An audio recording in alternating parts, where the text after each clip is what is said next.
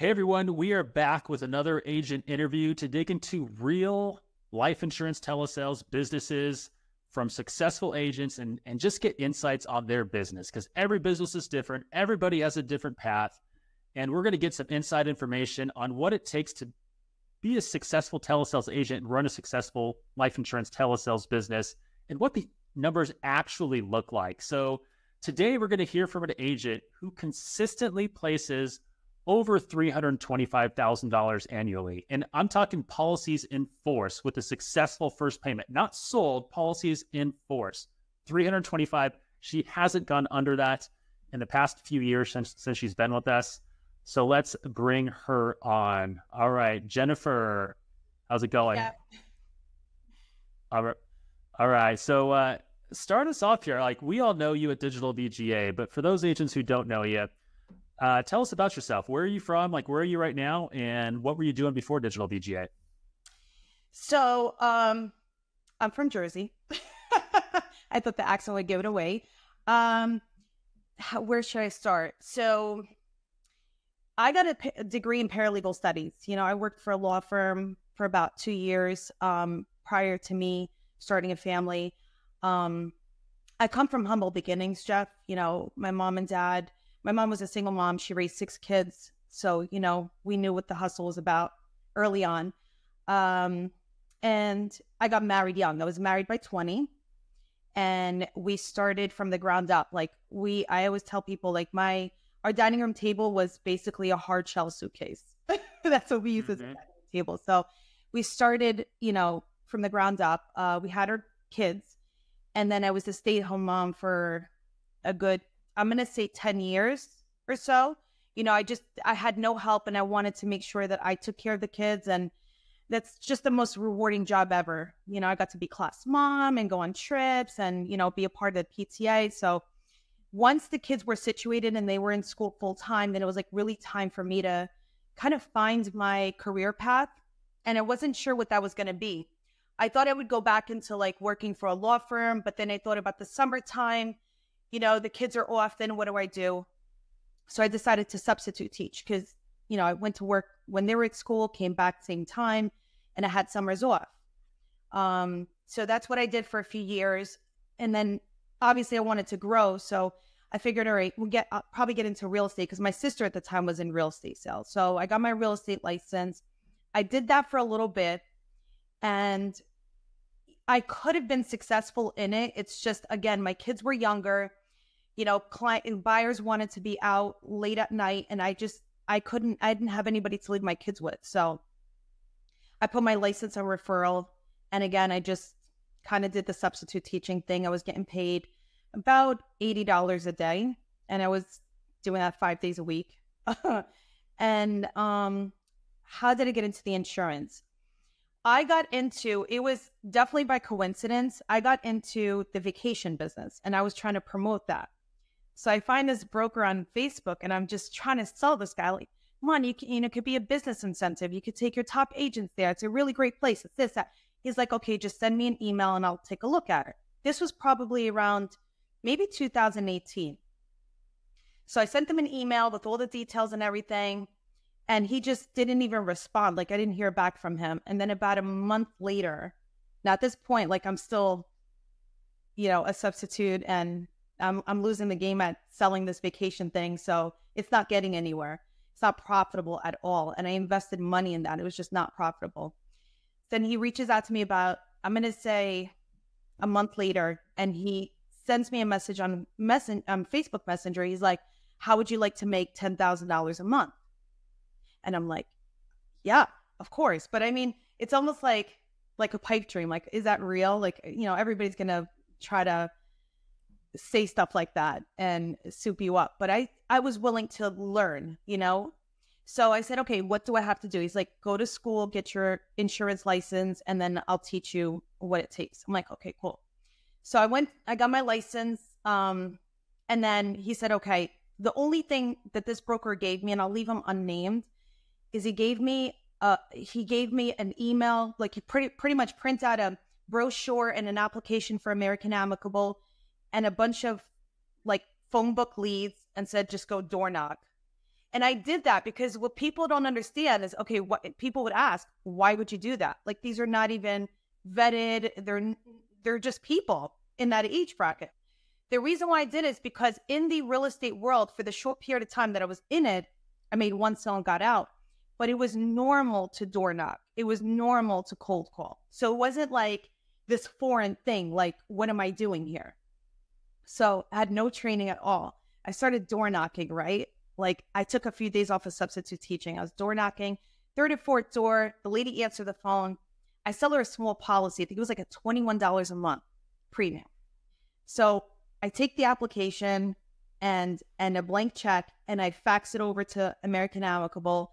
And then I get like a $400 or whatever, 100, whatever it was, like $200 and something commission a couple days later. And I thought to myself, there's definitely money in this industry. I just have to find a way to learn how to make it. Again, I had no idea about the whole lead source, whatever. The best thing that this broker did for me is he introduced me to a gentleman by the name of John J. Herbert. John Herbert was the European director at American Amicable. He is also running his own agency in Germany at the time of the war and selling insurance. And he got to teach me a little bit about IULs, also known as the rich man's IRA. So that's what I read books for Brett Kitchen, Safe Money Millionaire, Patrick Kelly, Tax-Free Retirement. I just learned the IUL thing. So I started pitching that, like, to teachers, whoever I could talk to. I was just pitching IULs. I made about 2 sales. All right. And those were bigger commissions. They were like in the thousands. And then the pandemic happened. So everything was put at a halt. I was jobless. I had no money. I was broke again. And then I remember John calling me and saying, Jen, what are you doing? I'm like, this was it was July of 2020. I said, I'm in bed dying of COVID and I have no job and I'm broke. So at that time, I tried for a while, but I just couldn't get anywhere. And I ended up having to claim bankruptcy. And that was tough on me, because as tough as it was with my husband and I, like, I always felt like, if this is your responsibility and you got to owe up to it, and you have to pay what you used. So for me to just be like, yeah, it's okay for me to wipe this off, that didn't sit well. It wasn't until the attorney said, Jen, you can't pay this, and you're not going to get a trophy for trying. You're going to set yourself back up 10 years. So I was like, okay. So I did it, wiped off my debt. This was in June of 2020. July, I started looking for a job. And John said to me these 3 words: you need to go on Google and you need to search viable lead system, life insurance. And digital was the first on that search result. I clicked SEO for the win. Hell yeah. I kid you not. Okay. I had no idea what I was doing. Yeah. I interviewed with Joe, at that time, Joe Cirillo. Yeah. And I think it was Brian first, but the first words out of my mouth was like, do you guys offer IUL leads? And he's like, you need to talk to Joe. I'm like, oh man. I'm like, and then I remember John saying, you messed it up. Why do you talk? Just don't say anything. Let them speak. I'm like, okay. I'm like, oh my God, what if I don't get this? So anyway, I got with Joe, and Joe like explained its final expense and what the lead cost would be. At that time I was broke, right? So I'm like, okay, so now here was the problem. Here was the dilemma. Because the bankruptcy was so recent, no company wanted to contract me. I just remember it vividly. And I remember Joe's hesitation. I'm like, Joe, listen, please, if you give me a chance, I promise you I'll work 10 times. I get emotional about this, but I'll work 10 times harder than any agent. And I did, like I put in the hours. I didn't care about money. I just put my head down and just worked, I just had to get myself out of the mess. I think Prosperity put me on as earned. He was like, yeah, but Jen, the problem is putting you as earned, you're not going to be able to generate that income. I said, don't worry. Just so happens one of those IUL sales kicked in September. So I was able to buy my first batch of leads. And I can't say it was all me. Obviously, it was digital. It was the training. It was the script.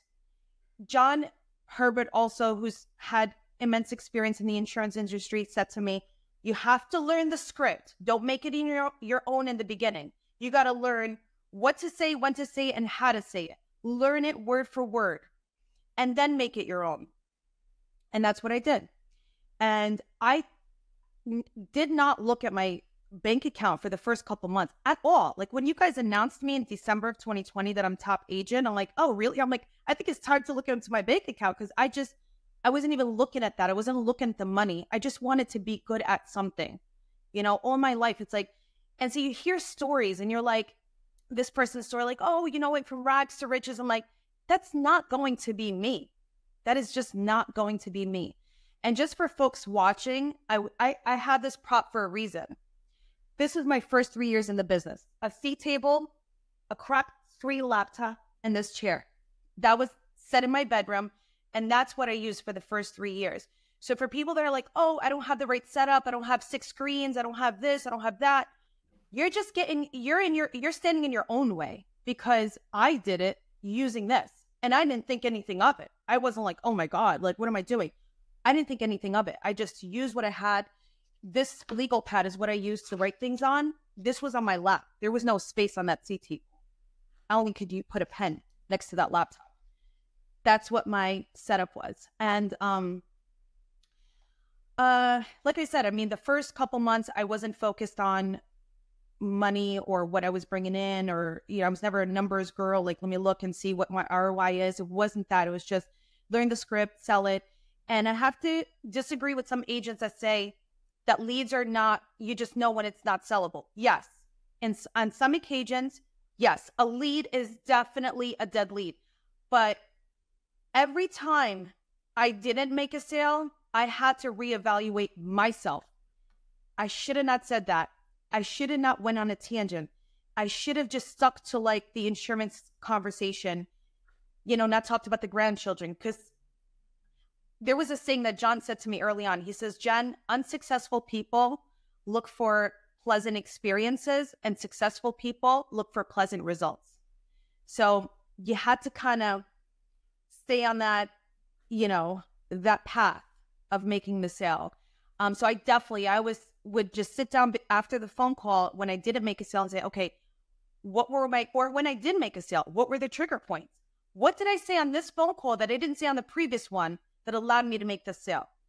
So it was a learning game. And I was like a sponge. I took everything in. Danny Ray.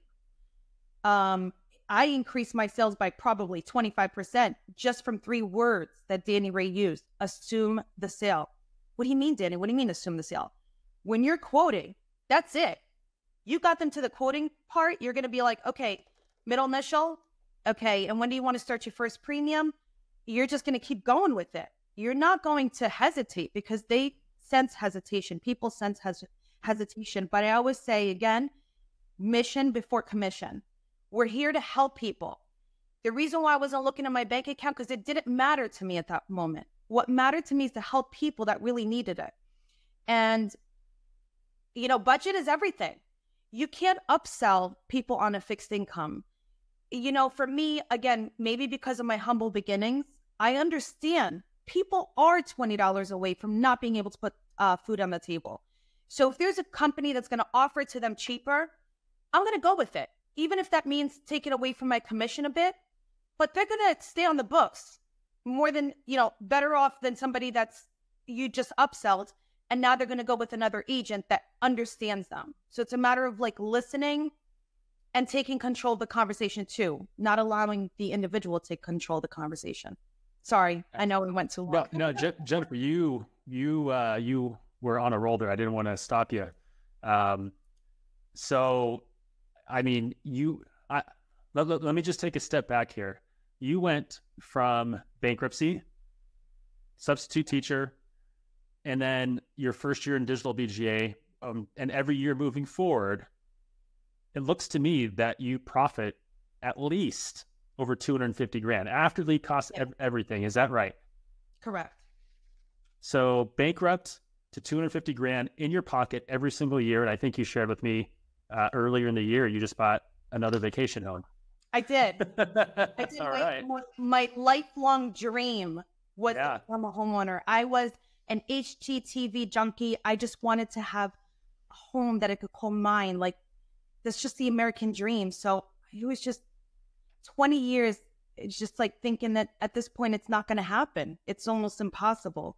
And I did share with you this, and I wanted to share with everybody else. I try to do a good printout. I don't know if you could see this, but this is my name. And then this was my income in 2019 before joining digital. 12,300. There you go. Yeah. And 44. 26 cents. So, wow. So 12 grand to 250 grand in a year. It is possible. And sometimes I write that in one day. Yeah. No, you have some amazing, I don't know how you put up some of these days. Well, we're going to talk through that here pretty soon. So let's get into it. So we know a lot about, kind of how you started, how you kind of, you had a couple people who influenced you to make some right decisions, help you through it. You said you learned your script. You just kind of put your head down the first few months to get that traction. And then you looked up and suddenly you're the number one agent in a couple months later from doing this. Yeah. So let's talk about your business right now. First of all, what leads are you working? A lot of agents are going to ask that question. Facebook leads. All right. So walk me through that. You're generating your own leads though, right? So walk us through how you're generating them. So Danny's actually doing my marketing campaigns. Danny Ray has been a godsend. Like I'm so grateful for him. I am, because he doesn't have to, he didn't expect anything when I approached him. Like, he just wanted to genuinely help me. And that's what I'm really grateful for, the people I met along the way. Like Jeff. He's an amazing human being. Yeah. Lisa Marie, amazing. Digital's like my family, and I could consider Danny and Lisa my digital family, because that's where I met them. But yeah, everybody's just so eager to help. Danny set up my campaigns. This was back in, I would say, November of 2022, October, November 2022. Look, I think TV leads are great. I'm not a TV lead kind of gal. Like I can't. So with sales, I feel like it's a performance. It's like you're standing on stage, you're waiting for that curtain to open, and now you're going to perform. Okay. And it's the same thing. It's like a Broadway show. It's the same thing each and every time, right? Yeah. For some reason, like the curtains would open with these inbound leads, and I was like, like I was just like, I couldn't talk, I couldn't do anything. They were taking control. You're not the only one. Look, Jennifer, you're not the only one. Not a lot, but some agents, very successful agents, have the same thing. So people get call reluctance.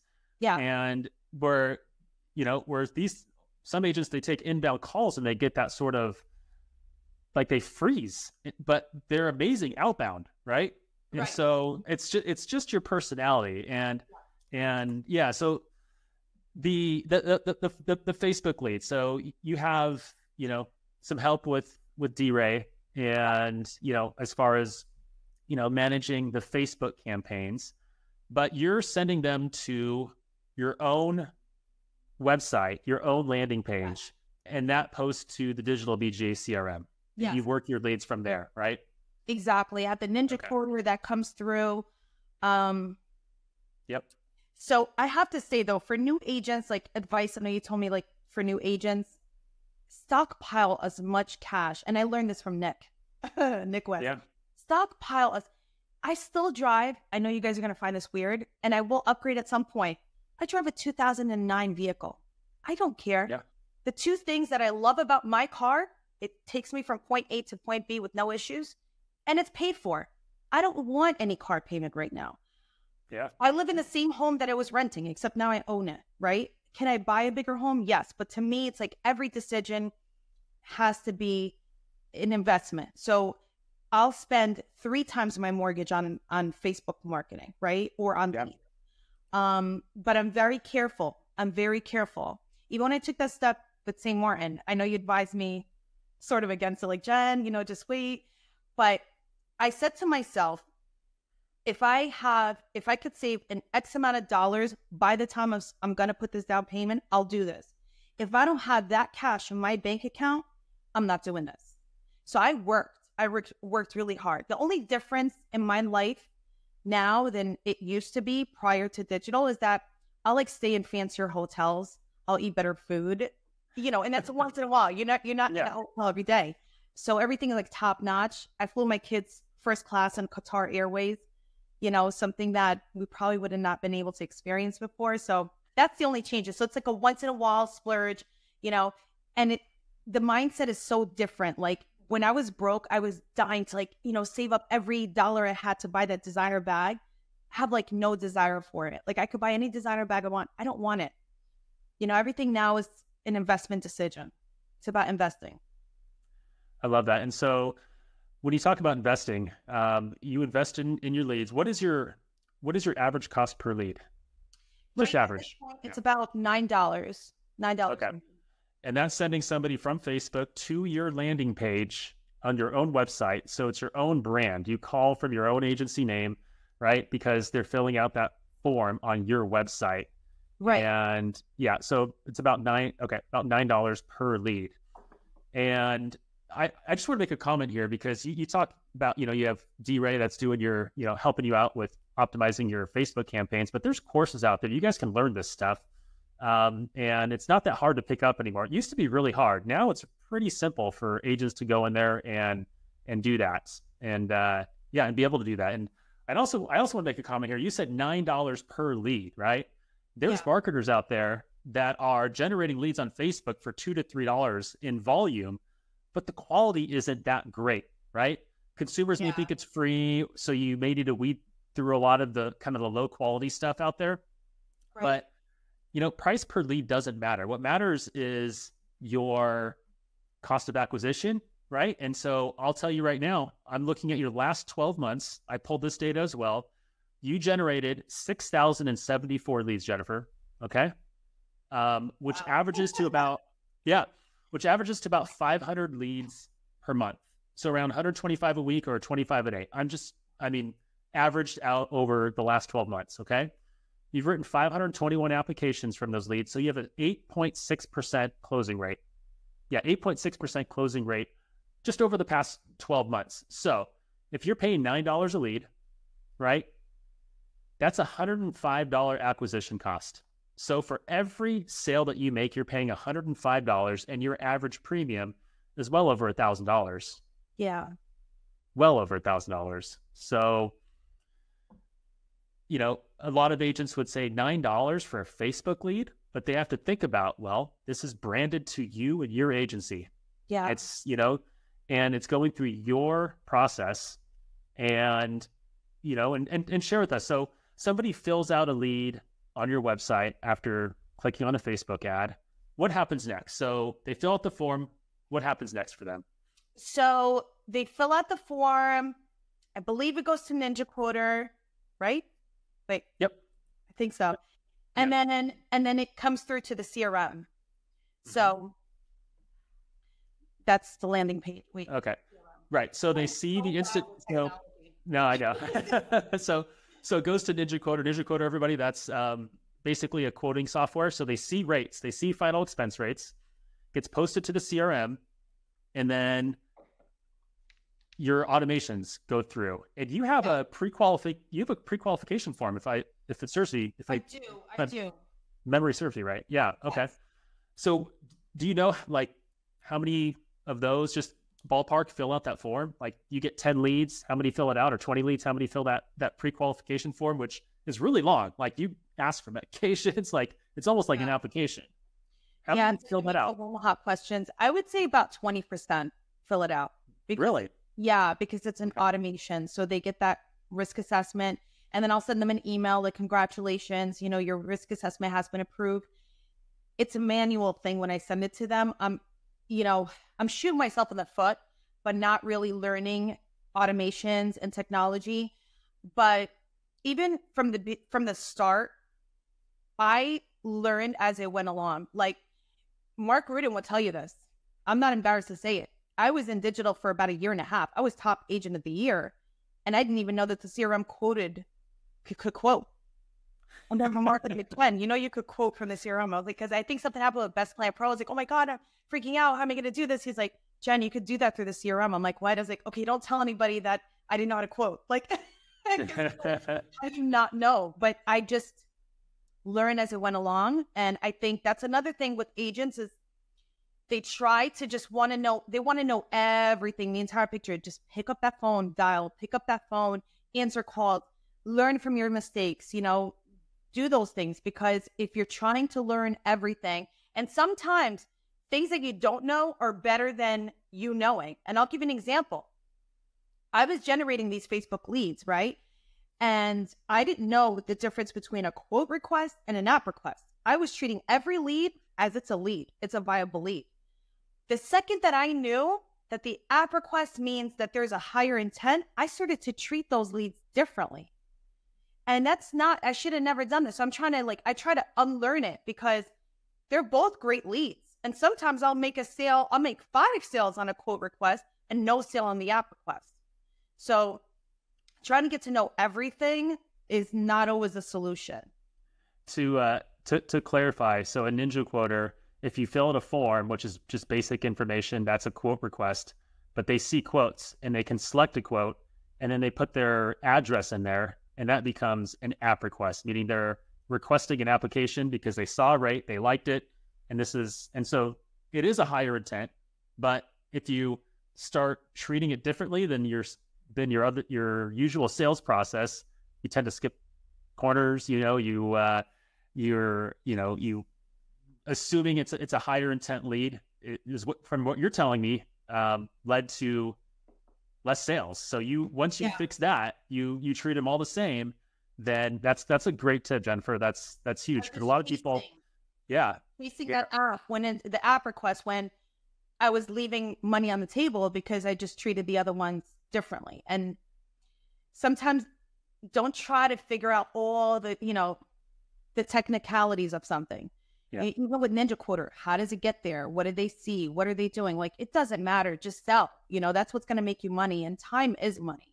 So it's you spending so much time, you're losing money. Time is your most valuable asset. So how do you treat those pre-qualifications that come in then? So you don't treat them any differently? You just beyond a couple, Exactly, because just because they responded, it doesn't mean I'm going to get them on the phone, Jeff.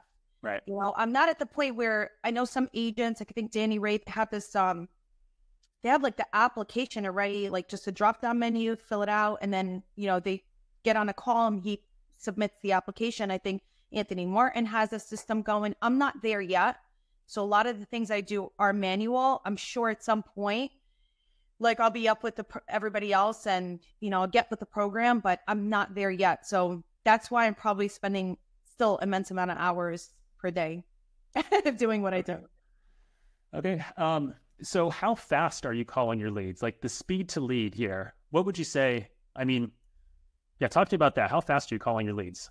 I try to call them right away. I try to, by the end of the day, I try to make sure all my new leads were called. If I could do follow-up calls, any appointments, that I don't leave my CRM. Monday's the only day because it kind of builds up through the weekend. So if I don't work weekends, Saturday I was getting leads and I was at Six Flags and I was just getting anxious. I want to get back home and work, but I couldn't with the kids. So it builds up over the weekend. So Monday, it's a little bit of a challenge to kind of catch up. But I try to the best of my ability to start early. When I was doing telemarketed leads, I was starting 10, 11 o'clock, and I was okay with that. And I would take a few breaks here and there. But with Facebook leads, you got to be on top of it, because you're not the only agent getting those leads. In fact, Leland and I, we were working the same lead, and he was asking me questions about her, and I was asking him questions about this individual. And then I'm like, wait a minute, this sounds like the same person. And it turned out it was. So it's not because they filled out multiple forms. They clicked on multiple ads on Facebook, and they just happened to go to an agent, that you know. Yeah. Veronica talked to somebody. I mean, I talked to them first. It was a Sunday, and I said, I'm going to call you tomorrow. Call them on Monday. And I told this individual where I'm going to put them. I said, American Amicable, everything. Veronica called, and they're like, we know where we're going. It's American Amicable. So all she had to do is write it. Yeah. And that's just the nature of the industry. Absolutely. That's a huge point. And, yes, it's an exclusive lead to you. You generated it. It's not going anywhere else. It's going to you, but they will fill out a different form sometimes multiple times. So Yeah. they're not just submitting forms to one person or just to you. So yeah, and which means speed to lead is paramount. You have to get to it as quick as possible Absolutely. before the next guy gets to it, in case they did fill out another form. Yeah. And Yeah. it's fair game. And, I get a lead in the morning, and if I call it in the afternoon, they're like, we bought something already. You got to, Well, time is of the essence. I mean, and the algorithm in Facebook is if you click on an ad, if you click on a final expense ad, they're going to keep showing you final expense ads, And so now the next time they log in, which is probably 5 minutes later, right, to look at their cat videos, and they're gonna see another. Oh, this one looks good too. Okay. Oh, this one's offering something free and an incentive. I'm going to fill out this one too. And so, yeah, that's just how it goes. And when you're working Facebook leads, you need to be aware of that. But it doesn't matter if your speed to lead is quick. If you're getting the people quick, you have your automations in place where it's sending a text or an email right away, right? You have your pre-qualification email going. You have a memorable experience because, they're going to your website rather than just filling out something on Facebook where they might forget that they actually did that because it pre-fills a lot of stuff, right? They actually have to type their name, phone number, email, all that stuff into your website. And then you're showing them rates, like you're showing them an experience. So it's different. Yeah. But yeah, that's so important. The speed to lead. So how many times do you call a lead before you stop reaching out to it? If somebody doesn't pick up, do you have like a number, a number of dials that you make? Contact attempt 6? Okay. And I don't know if I'm doing it right, but that's my limit. No, look, there's no right or wrong way. Like a lot of agents ask us, like, how many times should I call a lead? Well, if you are, like, for example, you're getting 20, 25 leads a day on average, you have a lot of people to call. So you're making it work. It's about $105 acquisition cost for you. Yeah. And you're calling it only 6 times. That works, right? But another agent who doesn't have a lot of leads, they may need to call a lot more than that to make it work.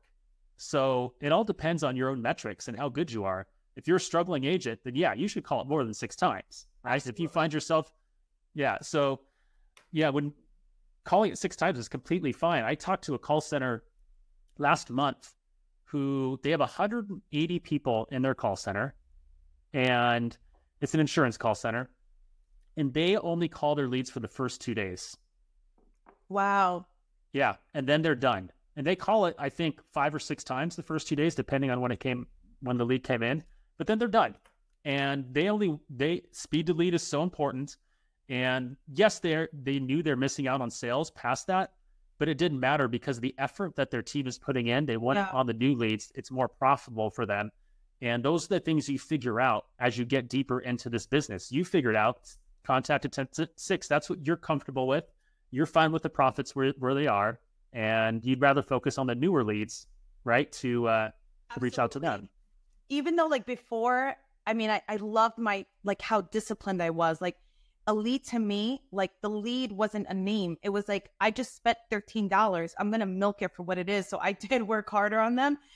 So, but, because people's circumstances change. Today, they're okay. Next month, their mother died. Their sister died. So, it's good to just try as much as you can. I think 6 is fair because by contact attempt 6, it's been like a month since I called them the first time.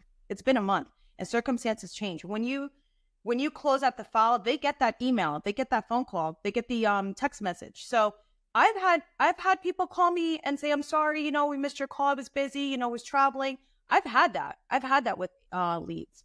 So it's not unusual that you can make a sale on the older leads, but definitely time is of the essence with the new ones. I think what I learned is when to fire somebody, when to fire even a client, if you lapse, I'll write you again, but I'm not going to write you the third time. It's not worth it. I noticed that some people, they'll fall off the grid and you could get them back. And it really was an honest miscalculation or whatnot. And you help them.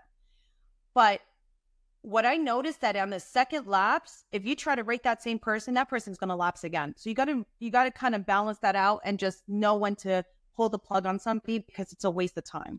It really is a waste of time. So do you write direct express business? I do. Okay. I'll tell you why. First of all, it's hours earned, right? Correct me if I'm wrong. Yep. Okay, so I get paid, if it stops, it stops.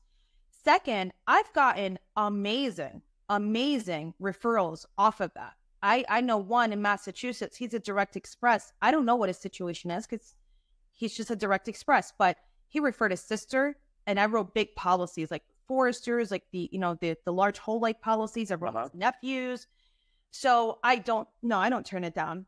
And there are ones that are very loyal. In fact, there was one that was with Great Western, and it was a Direct Express, and his card expired, and he didn't know how to get a hold of me. This before I used to send the thank you cards and everything. And he started religiously every month mailing out a check to the insurance company to keep his insurance going. So you're going to find those loyal ones. You're going to find people that really need it. They're just some Direct Express, they didn't make great financial sound decisions early in life, but it doesn't mean that I'm going to turn them down. I don't do that. So you mentioned you get referrals. That one case, the Direct Express that you wrote a bunch, sister and nephews and stuff like that. Do you remember how you got that referral? Did you ask for it? Was it like an automation? Like how did you get that one referral? He was just very grateful because he wasn't able to find a company that would take his Direct Express payment. I put him with Prosperity at the time, and we just kept in contact. And he's like, I have to let my sister know about you, for you to help her. She had some health issues, but her kids didn't, and she bought huge policies for them, not a fully underwritten. I think it was the Foresters non-med whole life. Yeah, and they were nice sized cases. Awesome. So, okay. So you're getting a lot of referrals, you get a lot of rewrites at this point in time, right? You're 3.5 years in the business, going on 4 years here, netting over 250 every single year. It's probably going to get it is going to get more profitable as time goes on. You'll spend less on leads. You're just getting better at the business, right? So everything's starting to hum here. So why do you think you're so successful when so many agents have such a hard time at this business? That's a great question. Excuse me. Maybe if I were born, and I'm not trying to knock anybody, but if I had an easier childhood where things were just handed to me, maybe I wouldn't be able to relate. Maybe I wouldn't have the skills of survivorship, right? Because that's what it is. As a young adult, you're married, you're responsible, you have, I'm still in college, I'm doing laundry, I'm a housewife, I'm this, I'm that. It's times were tough and income was limited. And so I had to stretch the dollar. I had to make it happen. I had to think outside the box to survive. That's just the reality. And I thought that was a norm, so I just didn't think anything of it. And I think in my sales pitch, a lot of the times you'll have these objections, but it's almost like in real life, like how you can find a solution for it. So it's the same thing with my sales. I'll find a solution. I don't have the money now. Okay, so all we're doing today is we're pretty much making sure that the insurance carrier approves you. But we could schedule your first premium as far out as 6 weeks from today. Would that help you? If we started September 1st? Yes, that's when I really want to start it. Or, so it's you try to find solutions because that's just the way you lived your life, all your life, is trying to find a way to survive. I don't know if that gives me the upper hand. I just know that that's how I do. I always had a solution. I always have a solution. Whenever I have somebody on the call, there's always a solution. That premium is higher. Let's go into $5,000 in coverage, $5,000 tax-free to John is certainly better than zero. Do you agree? You're finding that, okay, we'll build on that. You're just, but that's not enough. Okay, well, we'll build on that. Get used to that $30 premium. Okay. Call me in 3 months. We'll add it. You feel like you could spare another $20? We'll add to that coverage. We'll build on it. So you're always trying to find a solution. I think that is number one. And just, Jeff, this. I posted this on Slack. I mean, my son, who was 14 at the time, knew the entire script, had it memorized. Not because I gave him the script and asked him to memorize it or taught it to him. He just because of the many times that he's heard me say it, the kid memorized it, right? So it's always the same words, the same way of saying things, the same format. And when he put on the headset, because my son likes to mock people, he likes to like mimic people and make fun of people. So he wanted to be mom, right? He puts on the headset, Jennifer Bassani speaking. So I picked up the camera and I started videotaping. Unbeknownst to me, the kid's going to know the script, but he knew it. I remember that. I totally forgot, but once you brought that up, I remember that. That was awesome. Yeah. The fact that he knew, he was reciting what you said word for word. It was so good. So funny. That's awesome. Yeah. I want to get these kids in Medicare and life insurance. I'm like, come on, you guys got to do this. I'm going to make you millionaires by the time you're 30. You're learning from the best here. Hello. You are. Your mom is named Bassani. Do you guys know who I am? They're like, no, you're just mom. You're not cool at all. All right, Jen. So last question here. We're coming up on our time. What advice would you give new or struggling agents? You've been through it all. What advice would you give?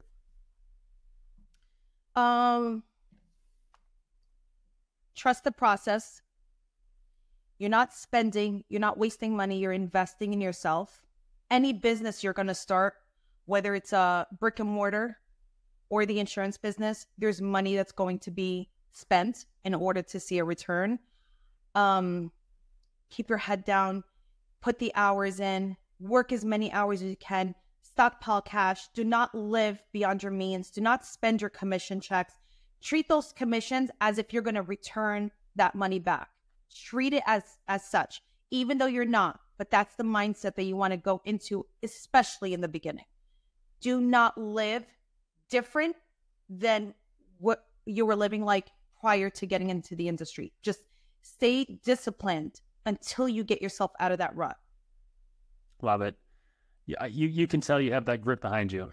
It in everything that you say, and the words that come out of your mouth, the stories you tell, like you have that grit, and I love it. So, Jen, thank you so much for sharing these details. I'm Jeff. Yeah, about I mean, you share with us a ton about your business that hopefully agents can see that what you have is something they can build as well. You learn your scripts, you power through, you keep your head down, right? You have your own lead gen, but they can have a website, generate Facebook links to their website, say what you're saying, make sure they're calling the leads quick, and find a solution, right? Every call has a solution. You could figure it out on every call. Just take some active listening and being, and being there with your client. And that's basically what you're doing all day, every day. And you've changed your life in the past 3.5 years. And I love the story, Jen. Like it's really, really powerful. And I'm glad you were able to tell it. So, well, digital changed my life too, Jeff, because you guys took a chance with me at that time. I mean, if I were digital, I don't know if I would have hired me, with that track record.